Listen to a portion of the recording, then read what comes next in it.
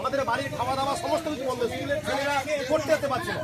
এই জন্য আমরা প্রত্যেকের কাছে বারংবার পঞ্চায়েত বিডিও সব জায়গায় আমরা দরখাস্ত দিয়েছি, কোনো প্রযুক্তি আমরা পাইনি। এই কারণে আমরা প্রদান করেছি আমরা আজকে। আমাদের যতক্ষণ মধ্যে প্রশাসন এসে আমাদের কোনো কিছু সুরাহা করে তখন আমাদের অবরোধ করবে। আমার মনে কুমার মান্না, বাড়ি শিবনগর আমার।